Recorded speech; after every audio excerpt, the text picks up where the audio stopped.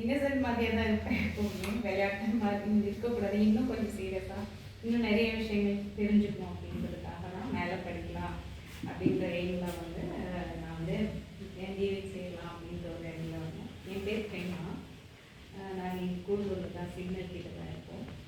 அப்போ எனக்கு ஆக்சுவலாக நான் வந்து ரட்சிப்புக்குள்ள வந்து ஒரு 7 வருஷம் ஆச்சு.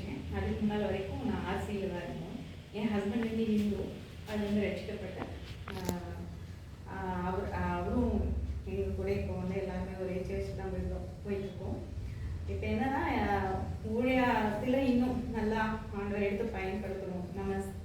நான் கொஞ்சம் பயந்த சுபாவம், அதனால் இன்னும் கொஞ்சம் தெரிஞ்சுக்கலாம் அப்படின்ட்டு நம்ம தெளிவாக சொல்லணும். அந்த பயம் நமக்குள்ள ஆண்டவர் இருக்காருன்ற அந்த உறுதி, பற்று உறுதி இன்னும் நல்லா வேணும், ஆணித்தரமாக நிற்கணும் ஆண்டவருக்காக அப்படின்றதுக்காக தான் நான் வந்து மேலே இருக்க கோர்ஸ் படிக்கலாம் அப்படின்ற ஒரு ஐடியாவில்.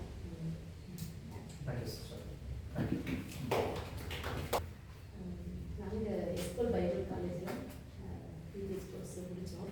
நான் ஹைஸ்கூலுக்கு அங்கே கவர்மெண்ட் ஹைஸ்கூலுக்கு தான் வீடு இருக்குது. எனக்கு வந்து நாங்கள் இந்துலேருந்து ரசிக்கப்பட்டிருக்கிறதுனால நான் ஒரு 13 வயசு இருக்கும்போது கிறிஸ்துவுக்குள்ளே நாங்கள் வழிநடத்தப்பட்டோம். எனக்கு அப்போலேருந்தே என்னுடைய அம்மா அப்பா வந்து ரொம்ப ஸ்ட்ரிக்டானவங்க. அவங்க வந்துட்டு ஹையர் ஸ்டடி கூட எங்கேயும் அனுப்ப மாட்டேன்ட்டாங்க. அப்படிப்பட்டவங்க வெளியிலேருந்து எங்கேயும் அனுப்ப மாட்டாங்க. அந்த மாதிரி இந்த சூழ்நிலையில் அப்படியே சரி பைபிளுக்கு வந்துட்டு எனக்கு என்னுடைய இரவும் பகலும் என்னுடைய பைபிள் தான் என்னுடைய உணவு மாதிரி.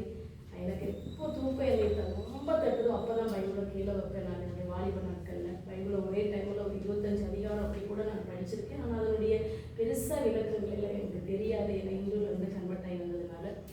அப்புறம் ஆஃப்டர் மேரேஜ் 2 பிள்ளைங்க. என்னுடைய பிள்ளைங்க ஃபஸ்ட்டு பிள்ளை ஃபிசியோதெரப்பி 2nd இயர் படிக்கிறாள். ரெண்டாவது பொண்ணு பிஎஸ்சி ஃபுட் சயின்ஸ் நியூட்ரிஷன் எடுத்துருக்கிறா தாலூர் காலேஜில். இப்படி போயிட்டு இருக்கும்போது எங்களுக்கு இது எஸ்கோல் பைபிள் காலேஜ் பற்றி எங்களுக்கு வெத்தேல் சர்ச்சில் சொன்னாங்க. எங்களுக்கு ரொம்ப சந்தோஷமாக இருந்துச்சு. ஏன் அப்படின்னு சொன்னால் அங்கே போய் நிறைய காரியங்களை கற்றுக்கொண்டோம். எப்படி சுவிசேஷத்தை அறிவிக்கணும் அப்படின்ட்டு முன்னாடி நாங்கள் எல்லாம் சொல்லணும்.